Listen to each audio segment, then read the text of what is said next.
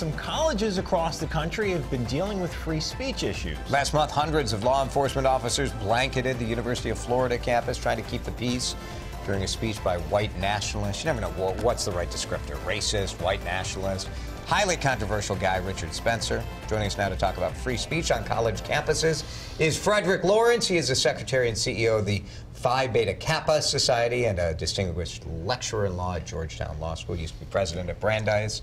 We could go through your whole illustrative history. That's good. That's good. He's a guy who knows what he's talking about. Good to be with you. You had an event at the University of Minnesota kind of talking about these issues. Exactly right. We have alumni associations all over the country and a very active one here in the Twin Cities, so it was great to be out here on Sunday night doing an event at the university with their wonderful president. What do you tell them if Richard Spencer gets invited to campus, or Milo Yiannopoulos, or any of these guys? Overwhelming first presumption is that speech on campus is protected. So the presumption is that a speaker is entitled to speak and a writer is entitled to write. So that's the part we start with. Then it gets complicated. What do you do on issues of safety? A university president has to provide for the safety of his campus. So I think if you look at University of Florida, it was handled roughly right. Richard Spencer came. He's entitled to speak. Ask him hard questions is what you tell your students, and make sure your students are safe. We've been seeing a lot of conservative, right-wing, alt-right people coming and trying to speak at liberal campuses, and there being that pushback. Are there examples of the inverse? Well, you know, you have it both ways. I think the provocative behavior, what we call the kind of sucker punching, where a speaker comes really just to be shut down, that tends right now to be more of white supremacists coming or very right-wing speakers coming to try to make the point that they think campuses won't let them speak.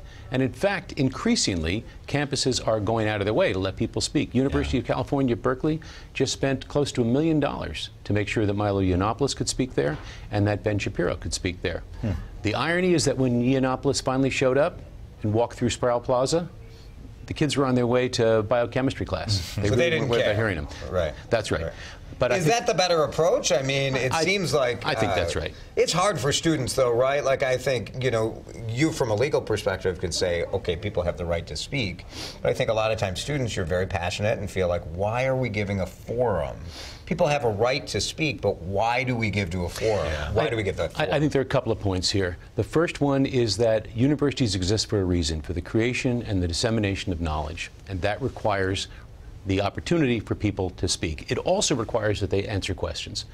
When I was university president, I never permitted somebody to come to campus, just speak and leave. This is a university. Right? This is not a soapbox. So you've got to come, you've got to be able to answer questions from your students.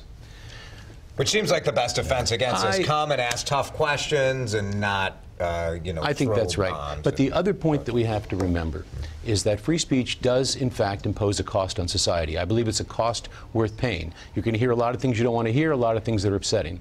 The problem is that cost does not fall equally on all members of society. That's not an argument for repressing speech, but it's an argument for thinking about what's the impact. You're a university president.